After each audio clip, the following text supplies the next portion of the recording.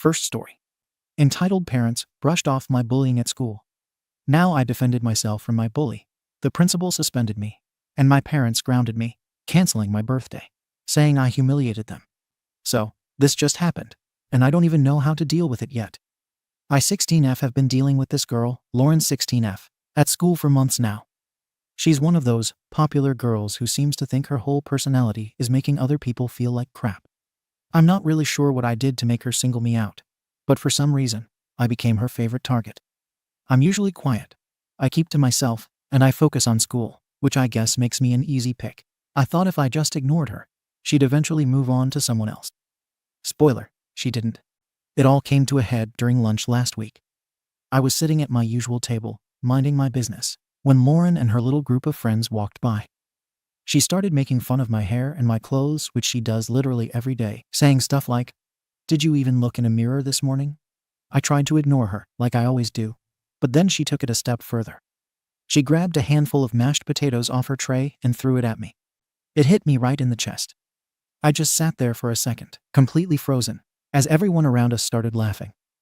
Lauren and her friends were laughing too, and she said something like, "Oops, guess I was just trying to help you match your outfit."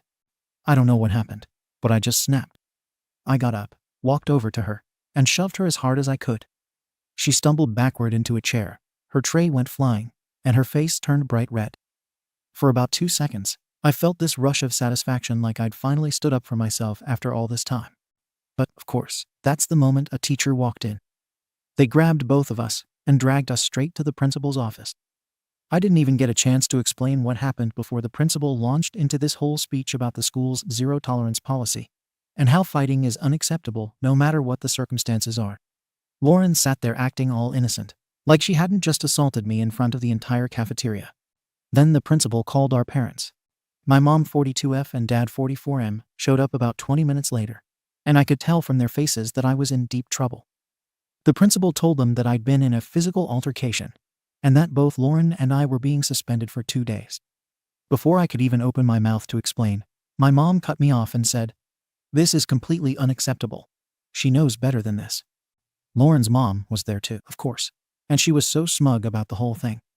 She kept going on about how this was so unlike Lauren, and how she'd never start something like this. I tried to tell my parents what actually happened, that Lauren had been bullying me for months, and that she threw food at me first. But my mom just glared at me and said, "Don't make excuses. You embarrassed yourself and us." That felt like a slap in the face. My dad didn't say much during the meeting, but on the way home, he let me have it. He kept saying things like, "Do you have any idea how this makes us look?" And, "We raised you better than to act like this." No matter how many times I tried to explain, they just refused to believe me. My mom even said, "If you were really being bullied, why didn't you tell us before?" Here's the thing I did tell them before. I brought it up a couple of times months ago when Lauren first started targeting me, but they brushed it off, saying I needed to toughen up and not let her get to me. So eventually, I just stopped talking about it. When we got home, they grounded me for 2 weeks and canceled my 16th birthday party, which was supposed to be this weekend. I'd been looking forward to it for months. It was going to be a small thing with just a few close friends, but it was still a big deal to me. My parents said I didn't deserve to celebrate after what I'd done. I'm so angry and hurt right now. My parents care more about their stupid reputation than they do about how I feel. I stood up for myself once, after months of being pushed around, and now I'm the bad guy. I don't know what I was supposed to do, just sit there and let Lauren keep bullying me? At this point, I don't even know how to move forward.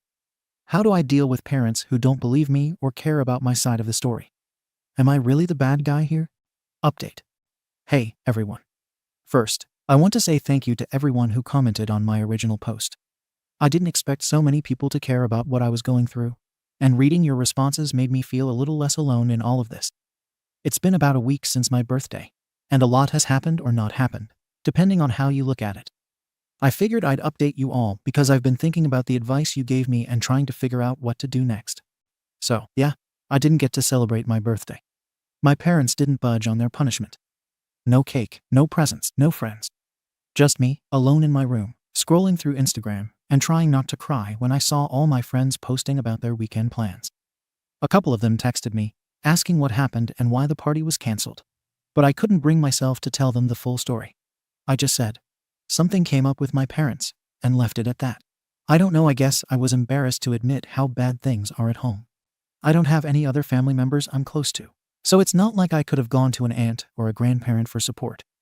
My parents have always been really strict, and they've made it pretty clear that what happens in our house stays in our house. I think part of the reason they're so obsessed with their reputation is because we live in a small town where everyone seems to know everyone's business. They're always going on about how we have to set a good example and not give people anything to gossip about. I guess me getting suspended was just too much for them to handle. Since my birthday, I've been feeling really lonely. I've always had a small friend group, but I don't feel comfortable venting to them about this stuff. Most of them have normal parents who, actually care about their kids, so I don't think they'd really get it. I've been spending a lot of time in my room, just thinking about the future and what I can do to get out of this house as soon as possible. One thing I've decided is that I need to start saving money. I want to move out the moment I turn 18. I don't care if I have to live in a tiny apartment and eat ramen noodles every day. I just want to be somewhere where I can breathe and not feel like I'm constantly walking on eggshells. I've been looking into part-time jobs in town, but there aren't a lot of options for someone my age. Most of the places around here want people who are 18 or older. But I'm not giving up. I've been applying everywhere I can think of: fast food places, grocery stores, even a pet store. I figure if I can work a few hours after school and on weekends, I can start putting some money away little by little. As for school, well, at least one good thing came out of all of this. Lauren the bully hasn't said a word to me since the suspension. I don't know if she's scared I'll snap again and beat the crap out of her, or if she just feels bad that my birthday got canceled because of her. Honestly, I doubt she feels bad. She doesn't strike me as the kind of person who has a conscience. But whatever the reason, she's left me alone. For now, anyway. Some of you asked why I didn't tell my parents about the bullying sooner. And the truth is, I did. When Lauren first started picking on me a few months ago, I told my mom about it. She said, "Just ignore her. She's only trying to get a reaction out of you." My dad said something similar, basically that I needed to toughen up and not let her get to me. After that, I stopped bringing it up. What was the point? They clearly didn't care, and I didn't want to deal with another lecture about how I needed to handle things better. Another question a lot of people asked was whether I have anyone else to talk to, like a teacher, a school counselor, or maybe another adult I trust. The short answer is no. I don't really trust the adults at my school, especially after the whole suspension thing. The principal treated me like I was just as bad as Lauren, even though I was defending myself. And the school counselor is, well, let's just say she's not very helpful. I've heard from other students that she just tells people to focus on the positives and try to find common ground with their bullies. Yeah, no thanks. I've been thinking about going low contact with my parents when I move out. I know that sounds harsh, but the way they've treated me over the past week has made me realize how little they actually care about my feelings. They're more worried about how I make them look than about what I'm going through. When I tried to bring up the bullying again after my birthday, my mom said, "You're still stuck on that. You need to move on and take responsibility for your actions." It's like talking to a brick wall. Right now, my main focus is on getting through the next 2 years. I'm going to keep looking for a job, saving money, and doing whatever I can to make sure I have an escape plan in place when I graduate. I know it's going to be hard, but honestly, I think it'll be worth it. To anyone who's been in a similar situation, how did you deal with parents who refused to listen to you? And for those of you who moved out at 18, what advice do you have for someone who's trying to prepare for that? Thanks again for reading, and for all the support. It really means a lot. Second story. I beat the SHT out of my son and got his arrested after he caused his mom's death due to his drug addiction. Now he has been released from jail, and all the pain he caused has come flooding back. It's been 4 years since my wife died, and now I've been told my son is getting out of prison. His parole's been approved, and he'll be released in a few months. I thought I'd buried this pain, but just hearing those words, "he's getting out," it's like everything's fresh again. The grief, the anger, the guilt, all of it, as raw as the night I came home and found her lying there. My wife would have hated how things turned out. She always tried to see the good in people, especially in our son. But I don't know how to forgive someone who played a part in her death. I haven't spoken to him since the day he was sentenced. In my head, I told myself that was it, that I didn't have a son anymore. But now, knowing he's going to be free, I can't stop asking myself, what the hell am I supposed to do now? I know how this makes me sound like a bitter old man who can't let go. And maybe I am. But it's hard to let go when the person you used to call your son is the same person whose actions led to your wife's death. I haven't even been able to visit her grave. Every time I try, I just see her lying there on the floor, alone and helpless, because of him. It wasn't always like this.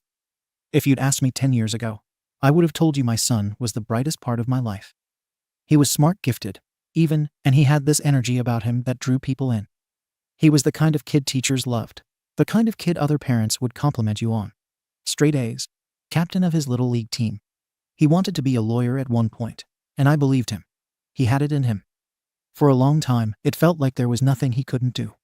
I can't even count how many hours I spent at his games, cheering him on. My wife and I were so proud of him. She'd pack snacks for the whole team, and I'd be the loudest parent in the bleachers.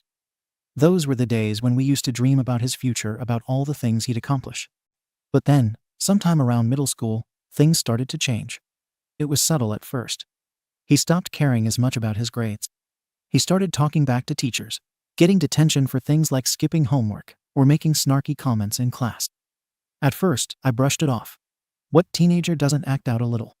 My wife agreed, saying it was just a phase, something he'd grow out of. You were the same way at his age, she'd say to me, laughing. But I wasn't the same way, not like this. The older he got, the more rebellious he became. It wasn't just attitude. It was lying, sneaking out at night, and disappearing for hours without telling us where he was. We'd find empty beer cans in his room, or hear from neighbors that he'd been hanging out with kids they didn't trust. I tried to crack down on him, setting stricter rules, but that just made him angrier. He started picking fights over everything: curfews, chores, you name it. My wife, bless her heart, always tried to play the peacemaker. She hated seeing us fight. But then came the first real sign that something was wrong. I found a baggie of weed in his backpack when he was 16. That was when it all started clicking for me: the lying, the sneaking around, the grades slipping. He wasn't just being rebellious. He was experimenting with drugs. I confronted him about it that night, and it turned into one of the biggest fights we'd ever had. He screamed at me that it wasn't a big deal, that everyone smoked weed, and that I was overreacting. I yelled back that it was a big deal, especially in our house. My wife tried to calm us both down, but he just stormed out, slamming the door behind him. That fight was a turning point. After that, things escalated quickly. He stopped coming home some nights, and when he did, he was clearly high. He'd steal money from my wallet or take things from the house to pawn for cash. We tried grounding him, taking away his phone, anything we could think of, but it didn't make a difference. Every time he'd promise he was done, that he'd change, but it was all lies. I could see what was happening: he was spiraling. And my wife just couldn't see it. Or maybe she didn't want to. She kept saying we had to be patient, that he just needed love and support. I wanted to believe her, but I was starting to lose hope. There were a few moments where I thought we were finally getting through to him. When he turned 18, he told us he was done with the drugs, that he wanted to turn his life around. He even enrolled in community college and started taking a couple of classes. My wife cried when he told us. She was so proud. And for a while, it seemed like maybe, just maybe, things were going to be okay. But it didn't last. A few months later, he dropped out of college without even telling us. He moved back in, saying he just needed to figure things out. But it was obvious he wasn't even trying. He was back to using, staying out all night, and fighting with us constantly. By then, my wife was starting to feel the strain. She'd always defended him, always believed in him.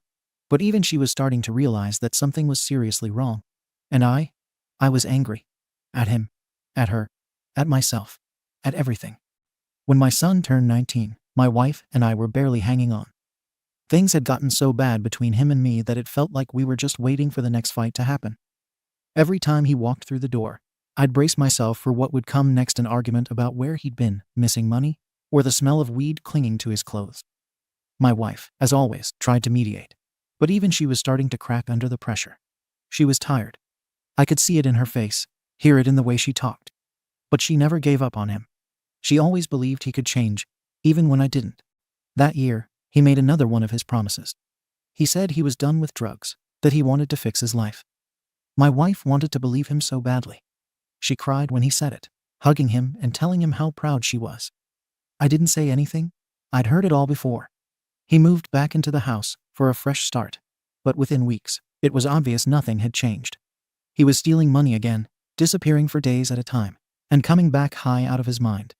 And every time I called him out on it, it turned into a screaming match. Then there was that night. The night everything fell apart. I was out of town for work, and I didn't want to leave. I told my wife to call me if anything happened, but she just smiled and said she'd be fine. "Don't worry about us," she told me. "We'll be fine." I wished to God I'd just stayed home. Maybe things would have been different. Maybe she'd still be here. Earlier that day, she and my son had gotten into a huge fight. I only know the details because she called me that evening to tell me about it. She'd confronted him about some money that had gone missing, money I'd warned her not to leave lying around.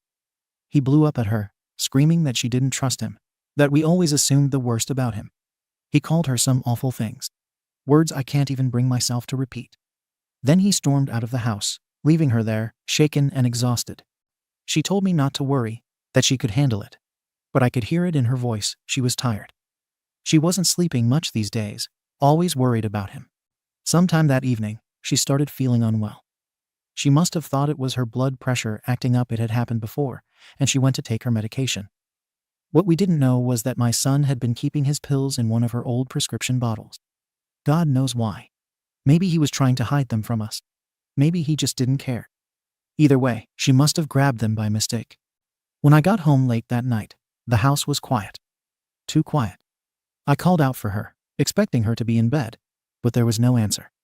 I found her lying on the floor like she'd been trying to get to the phone or call for help. Her hand was outstretched, her face pale and still. I'll never forget that image for as long as I live. I called 911 immediately, but it was already too late. She was gone. The paramedics came first, and then the police. At the time, I had no idea what had happened. I thought maybe it was her heart, that the stress of everything had finally caught up to her. It wasn't until later, after the autopsy report, that I learned the truth. She'd taken my son's pills, thinking they were hers. An accidental overdose. I didn't have time to process any of that, though, because while the paramedics were still there, my son walked through the door. I don't even know how to describe the moment I saw him. He strolled in like nothing had happened, reeking of booze and God knows what else. He saw the police and the paramedics and just froze. He didn't say a word. He didn't even ask what had happened. He just stood there, staring at her body like it wasn't real. And that's when I snapped. I don't remember what I said to him, if I said anything at all, but I lunged at him. I hit him, hard, over and over, until the officers were pulling me off of him. I wanted him to feel every ounce of the pain I was feeling in that moment. My wife, his mother, was dead, and it was because of him. I spent a day in jail and bailed myself out, but they arrested my son that night. The investigation revealed everything: the pills, his negligence, and the calls he ignored from her that night. She tried to call him at least 3 times, but he hadn't answered. Later, he admitted he'd seen her calls, but didn't want to deal with her while he was out partying. The prosecutors charged him with criminal negligence and involuntary manslaughter. They argued that while the overdose itself might have been accidental, his actions leaving his drugs lying around, ignoring her calls, directly contributed to her death. And they were right. The trial dragged on for months, and it felt like I was reliving her death every single day. I testified against him, and I didn't hold back. I told the court everything: how he'd been spiraling for years, how his addiction had torn our family apart, how he ignored her when she needed him most. He was sentenced to 5 years in prison. Not enough, if you ask me, but it was something. I haven't spoken to him since the day he was sentenced. As far as I'm concerned, I don't have a son anymore. But now, knowing he's getting out, I don't know what to do. I thought I'd moved on, but it's like all the grief and anger are back again. And there's this one thought I can't shake. What if it's partly my fault? What if I could have stopped this from happening? What if I failed both of them? Comments. Commenter 1. OP, I can't even begin to imagine the pain you've been through. Honestly, I'm not sure I could forgive either. But with your son getting out soon, you need to think about protecting yourself. You said you've cut him out, but does he know that? Does he still see you as a safety net? If he does, he might try to show up at your doorstep when he gets out, expecting a second chance. You've already been through so much, don't let him drag you back into his mess. Maybe get a lawyer involved to make sure he can't try to manipulate his way back into your life. OP. I've thought about this a lot. Trust me, I want nothing to do with him, and I've made it clear. After the trial, I told him I never wanted to see or hear from him again. I don't think he'll show up. He knows he's not welcome here. But you're right. I can't take any chances. I've already updated my will to remove him as my beneficiary. Everything I have is going to orphanages and shelters. If he comes looking for anything, he won't find it here. Honestly, I think he knows I've disowned him. He reached out a couple of times when he was in prison, but I ignored it. I've got nothing left to say to him, and I don't see that changing. Commenter 2. I have to ask, OP, did you ever visit him while he was in jail? I understand why you're angry and hurt, but he's still your son. Did he try to reach out? Did he apologize or show any kind of remorse for what happened? OP. No, I never visited him. Not once. He did reach out, though. He sent me letters in the first year, probably 5 or 6 of them. I didn't open most of them.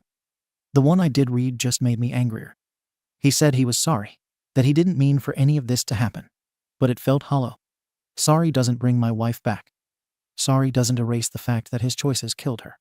I don't think I could have faced him even if I wanted to. What would I say?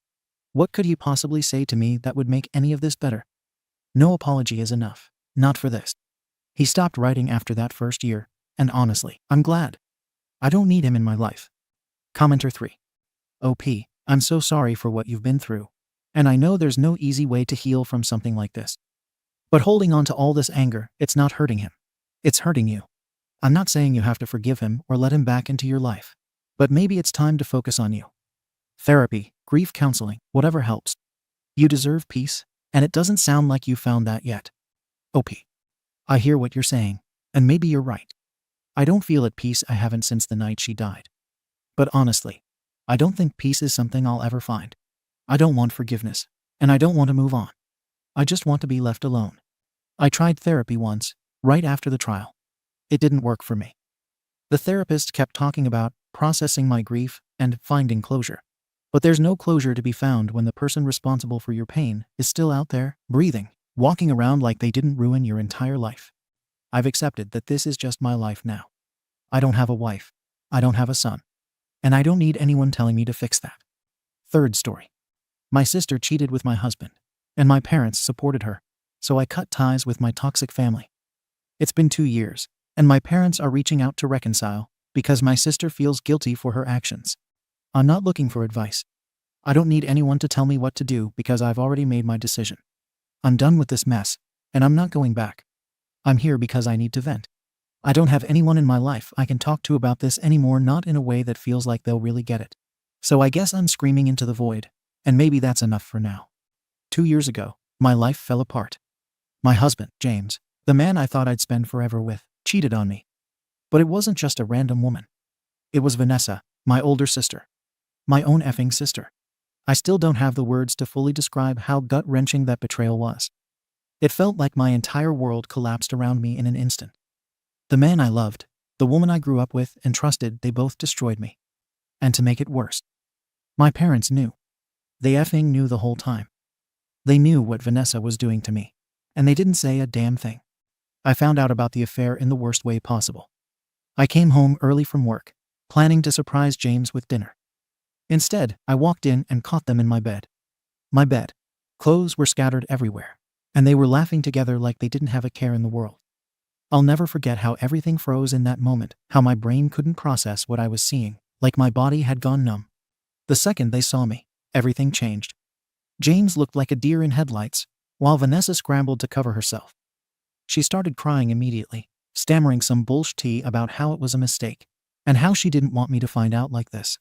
I grabbed my keys and drove away without any idea where I was going. I couldn't think. My chest felt like it was going to cave in, and my hands were shaking so badly, I could barely keep the car on the road. That night, I kicked James out of the house. I told him it was over, and there was no coming back from this. He didn't even fight me on it. He packed a bag and left without a word. I filed for divorce immediately and blocked him on everything.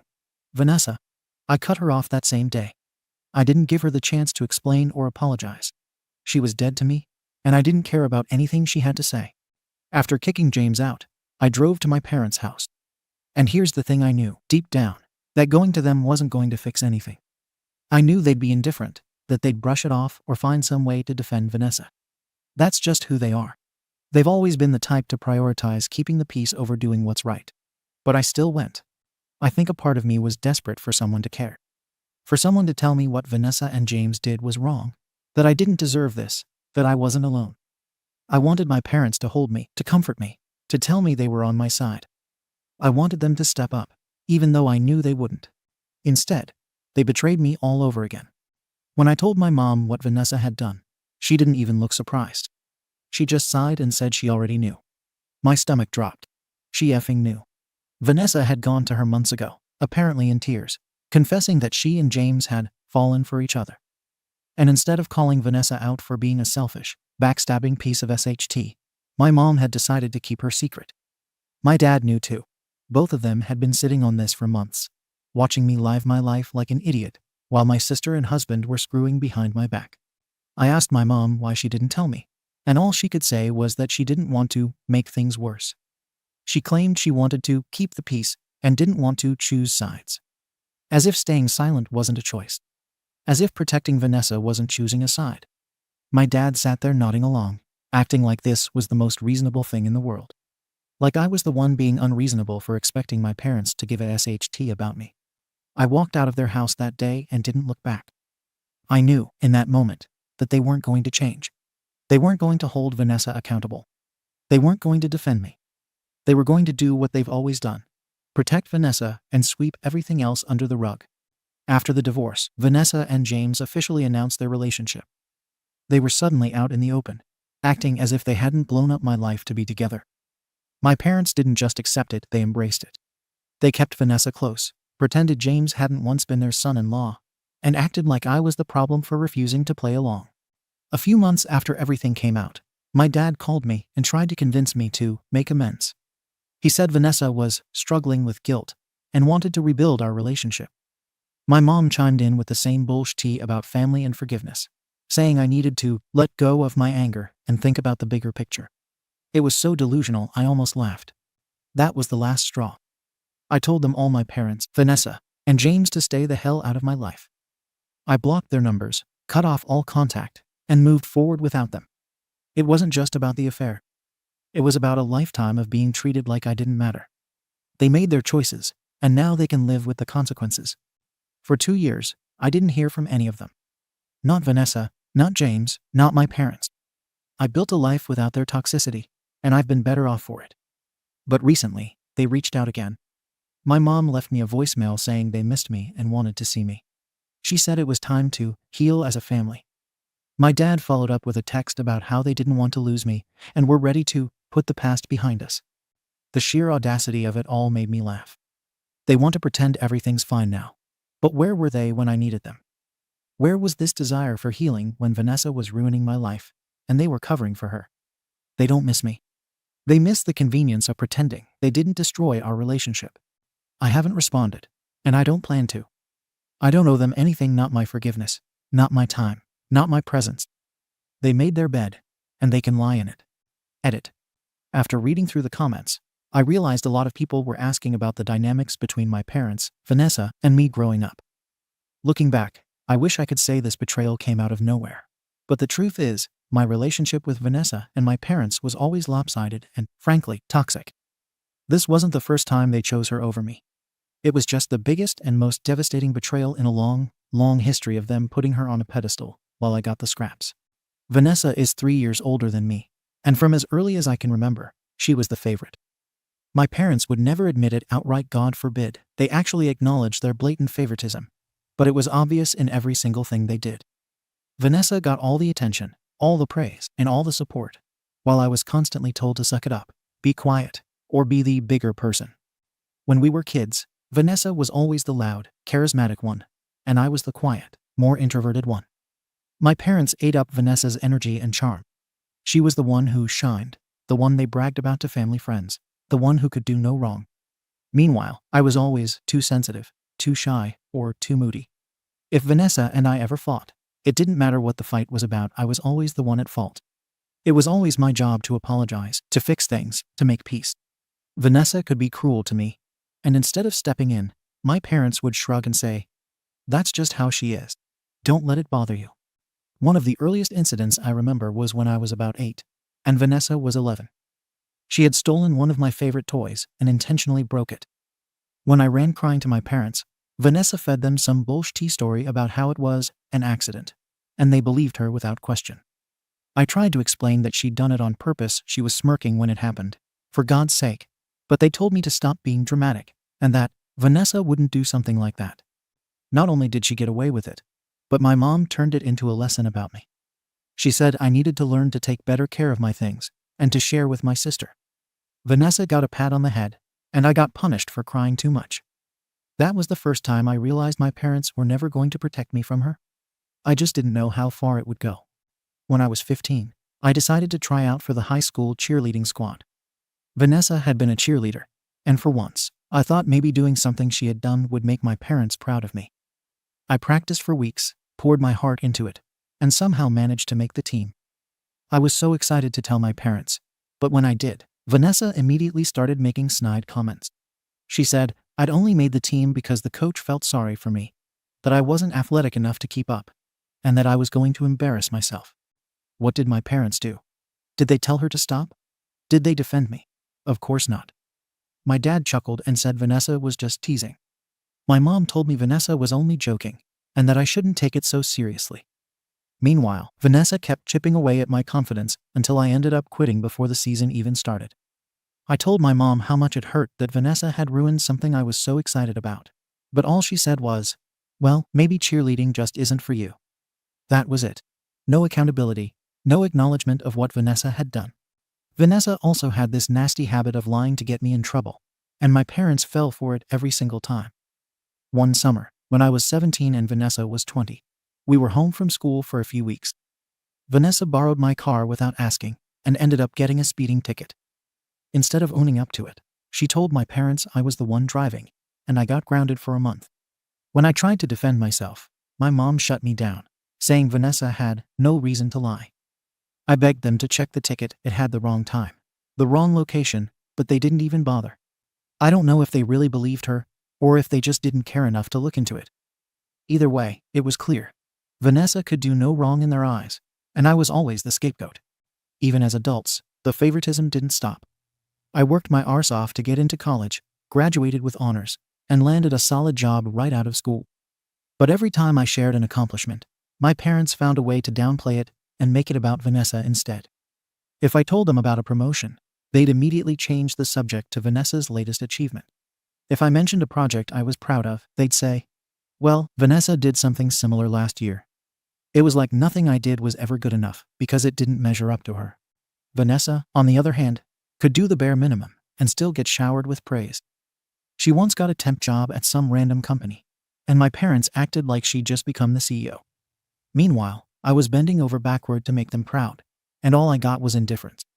It was exhausting. It felt like I was running a race I could never win.